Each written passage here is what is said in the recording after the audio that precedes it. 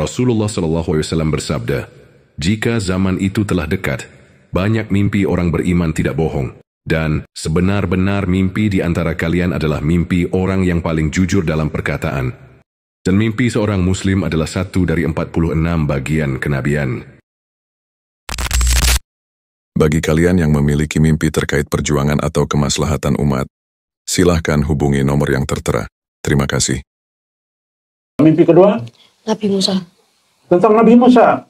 Baik, silahkan ceritakan. Saya pas berdua sama ibu saya ingin Ujlah ke sini, melewati laut, bertemu dengan pria berkilau wajahnya.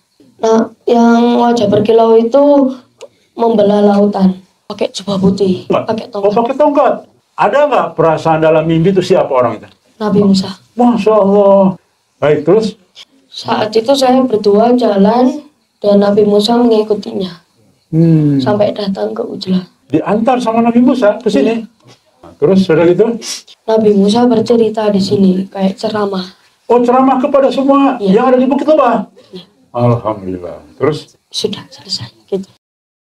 Takwil oleh Ibnu Sirin berdasarkan Al-Quran dan hadis. 1. Nabi Musa sebagai sosok penuntun uzlah. Dalam mimpi ini, sosok Nabi Musa alaihissalam membelah laut dan menuntun langsung sang anak dan ibunya ke tanah uzlah. Ini adalah simbol ruhani yang sangat dalam.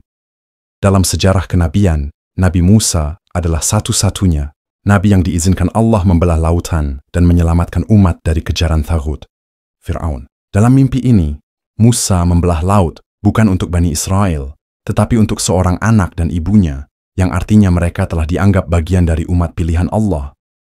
Maknanya, Allah sedang mewariskan ruh perjuangan Nabi Musa kepada generasi baru, pemuda uzlah. Ini menunjukkan bahwa jalan tanah uzlah bukan jalan biasa. Ia adalah jalan para nabi, dan Musa alaihissalam telah menjadi pembuka jalan secara simbolik. 2. Nabi Musa menjadi jamaah uzlah dan memberi kajian. Simbol ini luar biasa penting secara ruhani dan eskatologis. Pertanyaannya, kenapa Musa tidak pergi setelah membelah laut? Kenapa justru ikut masuk ke tanah uzlah? Ini menandakan bahwa tanah uzlah adalah tempat yang sejalan dengan misi kenabian Musa alaihissalam.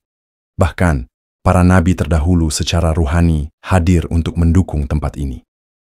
Nabi Musa menyampaikan ceramah kepada penghuni uzlah, wasiat profetik, bimbingan, jihad ruhani, dan penegasan kesucian tempat itu. 3.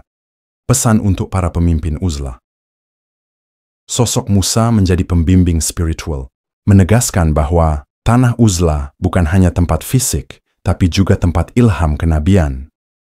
Maka, pemimpinnya, Kang Diki, tidak boleh hanya menjadi organisatoris, tetapi harus menjadi pewaris kenabian seperti Harun terhadap Musa. Seperti Musa membentuk Bani Israel di padang pasir selama 40 tahun, begitu pula tanah uzlah harus mendidik kader-kader pemuda akhir zaman. 4. Anak ini bukan anak biasa, usia 13 tahun, dalam dunia mimpi adalah simbol awal kedewasaan ruhani. Ibnu Sirin mengatakan, jika anak kecil bermimpi dituntun oleh Nabi atau melihat Nabi, maka itu tanda bahwa ia disiapkan untuk tugas suci di masa depan. Maka anak ini kemungkinan adalah salah satu kader ruhani masa depan yang akan menjadi bagian dari barisan Mujahid Mahdawi, pengawal risalah tanah uzlah, atau bahkan pemimpin generasi penerus. Kesimpulan akhir Allah memperlihatkan mimpi ini sebagai penguatan dan pengesahan bahwa tanah uzlah adalah tempat yang dijaga secara ruhani. Tanah uzlah sebagai pusat dakwah akhir zaman. Perjuangan Qasim dan Kang Diki adalah perpanjangan dari perjuangan Nabi Musa. Anak ini dipilih dan disiapkan untuk tugas suci di masa depan.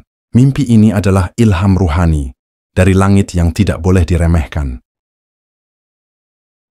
Rasulullah SAW bersabda, "Wahai sekalian manusia, sesungguhnya kabar kenabian telah tiada, kecuali mimpi yang baik yang dimimpikan oleh seorang muslim, atau mimpi yang diperlihatkan kepadanya." Hadis Sunan Ibnu Majah, nomor 3889.